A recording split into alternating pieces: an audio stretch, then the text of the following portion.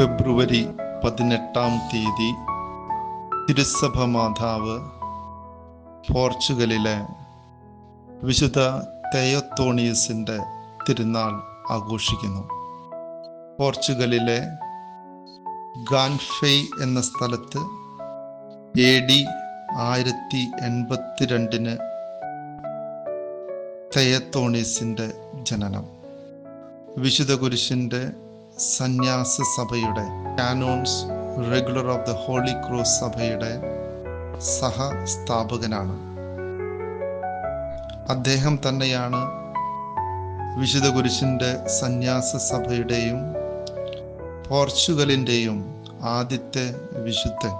ദൈവഭക്തിയുള്ളവൻ, godly എന്നാണ് തെയോത്തോണിയൂസ് എന്ന പേരിൻ്റെ അർത്ഥം. ദൈവഭക്തി നിറഞ്ഞ കുലീനവും സമ്പന്നവുമായ ഒരു കുടുംബത്തിലാണ് അദ്ദേഹം പിറന്നത്. നല്ല ബുദ്ധിയും സാമർഥ്യവും ദൈവഭക്തിയുമുള്ള തെയോത്തോണിയൂസ് 10 വയസ്സായപ്പോൾ സെമിനാരിയിൽ ചേർന്ന് വൈദിക പരിശീലനം ആരംഭിച്ചു. വൈദിക വിദ്യാർത്ഥി ആയിരിക്കുമ്പോൾ തന്നെ ഏൽപ്പിക്കുന്ന ജോലികൾ വളരെ ആത്മാർത്ഥതയോടും വിശ്വസ്തയോടും എളിമയോടും കൂടെ ചെയ്തു. പ്രത്യേകിച്ച് ദേവാലയവും പരിസരവും പരിശുദ്ധമായി വൃത്തിയായി സൂക്ഷിക്കുമായിരുന്നു. ദൈവിക കാര്യങ്ങളോട് ചെറുപ്പത്തിലെ അദ്ദേഹത്തിന് പ്രത്യേകം താല്പര്യമുണ്ടായിരുന്നു. 1107 25 വയസ്സായപ്പോൾ കൊയിംബ്രയിലെ മെത്രാൻ അദ്ദേഹത്തിന് വൈദിക പട്ടം നൽകി. തെയോത്തോണിയൂസ് തപശ്ചര്യയുടെ ത്യാഗത്തിൻ്റെ മനുഷ്യനായിരുന്നു. സുഖഭോഗ വസ്തുക്കൾ ഉപേക്ഷിച്ചും അഹങ്കാരമില്ലാതെ അതിമോഹമില്ലാതെ ലൗകിക സുഖങ്ങൾ പരിത്യജിച്ച് ജീവിച്ചു. വിശുദ്ധ പൗലോസ്ലീഹ ഫിലിപ്പിയർക്ക് എഴുതിയ ലേഖനം 3-ാം അധ്യായം 7-ാം വാക്യത്തിൽ വായിക്കുന്നത് പോലെ, എനിക്ക് ലാഭമായിരുന്ന ഇവയെല്ലാം ക്രിസ്തുവിനെ പ്രതി നഷ്ടമായി ഞാൻ കണക്കാക്കി. ഇത് ക്രിസ്തുവിനെ നേടുന്നതിനും അവനോടുകൂടെ ഒന്നായി കാണപ്പെടുന്നതിനും വേണ്ടിയത്രേ. വിശുദ്ധ തെയോത്തോണിയൂസ് വിനീതനും ക്രിസ്തുവിനെ പോലെ ദാരിദ്ര്യ ചൈതന്യമുള്ളവനുമായിരുന്നു. മറ്റുള്ളവർ അദ്ദേഹത്തെ പുകഴ്ത്തുമ്പോൾ അദ്ദേഹം അഹങ്കരിച്ചില്ല.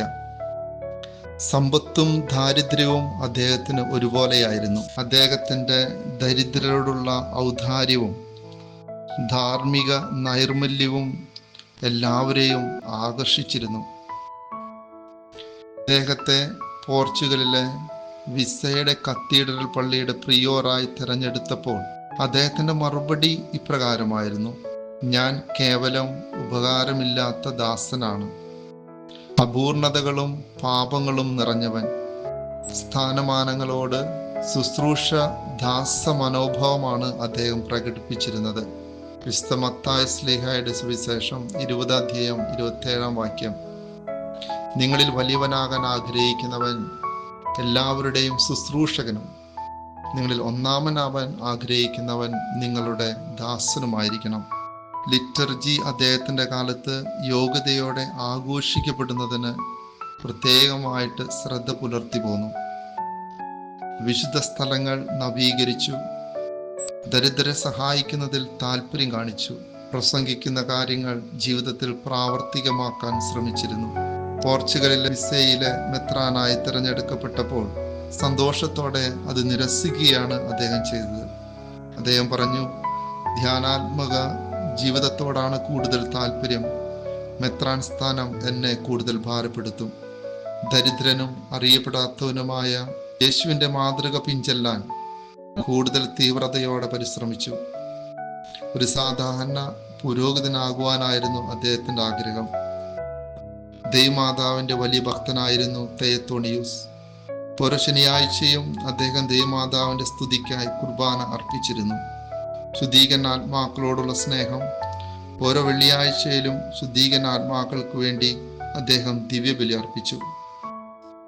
വിശുദ്ധ നാട് അദ്ദേഹം കൂടെ കൂടെ തീർത്ഥാടനം നടത്തുമായിരുന്നു. ഒരു ദിവസം വിശുദ്ധ നാട്ടിലേക്ക് പോകുന്ന വഴിക്ക് കപ്പലിൽ യാത്ര ചെയ്യുമ്പോൾ കടൽ പ്രക്ഷുബ്ധമാവുകയും കൊടുങ്കാറ്റ് വന്ന് കപ്പലിനെ നശിപ്പിക്കാറായപ്പോൾ തെയത്തോണിയൂസ് ദൈവത്തോട് പ്രാർത്ഥിക്കുകയും എല്ലാവരെയും പ്രാർത്ഥിക്കാൻ പ്രേരിപ്പിക്കുകയും ചെയ്യുകയും ചെയ്തപ്പോൾ പെട്ടെന്ന് കൊടുങ്കാറ്റ് ശമിക്കുകയും സുഗമമായ യാത്ര തുടരാൻ സാധിക്കുകയും ചെയ്തു. ഇത് അദ്ദേഹത്തിന്റെ വിശുദ്ധിയുടെ അടയാളമായി ജനങ്ങൾ കരുതി പോന്നു. കർത്താവിന്റെ പീഠാനുഭവത്തോടുള്ള ഭക്തിയിൽ വളരുവാൻ വിശുദ്ധ നാട് തീർത്ഥാടനം അദ്ദേഹത്തെ വളരെ സ്വാധീനിച്ചു.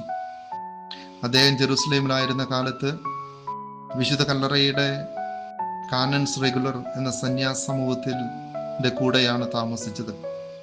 ദൈവവചനം വായിക്കാനും ധ്യാനിക്കാനും ജീവിതത്തിൽ പ്രാവർത്തികമാക്കാനും ഉത്സാഹിച്ചിരുന്നു.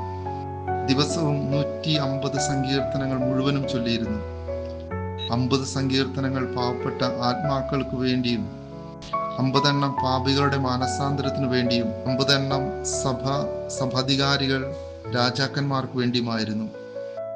വിനയം മൂലം ആബട്ട് എന്ന പദവി പേര് പോലും സ്വീകരിച്ചിരുന്നില്ല. അതുപോലെ തൻ്റെ ഉദ്യോഗത്തിന് ചേർന്ന മെത്രാനെടുത്ത സ്ഥാനചിഹ്നങ്ങളും ഉപയോഗിച്ചിട്ടില്ല. അദ്ദേഹം വ്രതവാഗ്ദാനം നടത്തിയ ദിവസത്തിന് ശേഷം 3 പ്രാവശ്യം മാത്രമേ ആവൃത്തി വിട്ട് പുറത്തിറങ്ങിയിട്ടുള്ളൂ. നല്ല ഇടയനെ പോലെ അദ്ദേഹം തൻ്റെ അജഗണത്തെ ദയവോടും ആദരവോടും കൂടി പരിപാലിച്ചു.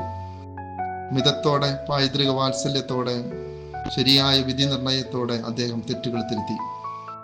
വിശുദ്ധ തെയത്തോണീസിന്റെ ജീവിതകാലത്ത് തന്നെ അദ്ദേഹം അനേകം അത്ഭുത കൃത്യങ്ങളും അസാധാരണ സംഭവങ്ങളും നടത്തിയിരുന്ന് പറയപ്പെടുന്നു. 20 വർഷക്കാലം സാന്താക്രൂസ്, പോർച്ചുഗലിലെ സാന്താക്രൂസ് ആശ്രമത്തിലെ പ്രിയോറായി തെയത്തോണിയൂസ് ജോലി ചെയ്തു. 1162 ഫെബ്രുവരി 18-ാം തീയതി 80 വയസ്സിൽ അദ്ദേഹം ദൈവപിതാവിന്റെ പക്കലേക്ക് യാത്രയായി. മരിച്ച് ആദ്യത്തെ വർഷത്തിൽ 1163 തന്നെ വിശുദ്ധ പദവിയിലേക്ക് അലക്സാണ്ടർ 3-ാമൻ മാർപ്പാപ്പ തെയത്തോണീസിനെ ഉയർത്തി. ഇന്ന് വിശുദ്ധ കുരിശിന്റെ സന്യാസ സഭയിലെ അംഗങ്ങൾ ലോകത്തിലെ 13 രാജ്യങ്ങളിലായി സേവനം ചെയ്യുന്നു. ഇന്ത്യയിൽ വിശുദ്ധ കുരിശിന്റെ സന്യാസ സഭയുടെ സാന്നിധ്യം കേരളത്തിലെ കളമശ്ശേരിയിലുള്ള മാർത്തോമ ഭവനത്തിലാണ്. വിശുദ്ധ തെയത്തോണീസിന്റെ ധ്യാനാത്മകവും കർത്താവിന്റെ പീഠാനുഭവം, അദ്ദേഹത്തിന്റെ ദരിദ്രരോടുള്ള സ്നേഹവും സഭയോടുള്ള സ്നേഹവും നമുക്ക് പ്രത്യേകമായിട്ട് അനുകരിക്കാവുന്ന ഒരു കാര്യമാണ്. നമുക്ക് പ്രാർത്ഥിക്കാം. സർവശക്തനും നിത്യനുമായ ദൈവമേ, പോർച്ചുഗലിലെ 1-ാമത്തെ വിശുദ്ധനായി പ്രഖ്യാപിക്കപ്പെടാൻ വിനീതനായ പ്രയോ തെയത്തോണീസിനെ അങ്ങ് തിരഞ്ഞെടുത്തുവല്ലോ. അദ്ദേഹത്തിന്റെ മാതൃകയാൽ പ്രോത്സാഹിപ്പിക്കപ്പെട്ടും അദ്ദേഹത്തിന്റെ മധ്യസ്ഥതയാൽ ശക്തരാക്കപ്പെട്ടും ഞങ്ങൾ സ്വർഗീയ ജെറുസലേമിൽ എത്തിച്ചേരുകയും അവിടെ എന്നെന്നും അങ്ങേ ആരാധിക്കുകയും അങ്ങേക്ക് നന്ദി അർപ്പിക്കുകയും ചെയ്യാനിടയാകട്ടെ. ആമീൻ. പോർച്ചുഗലിലെ വിശുദ്ധനായ വിശുദ്ധ തെയത്തോണീസെ, വിശുദ്ധ കുരിശിന്റെ സന്യാസ സഭയുടെ സഹസ്ഥാപന വിശുദ്ധ തെയത്തോണീസെ, ഞങ്ങൾക്ക് വേണ്ടി പ്രാർത്ഥിക്കണമേ.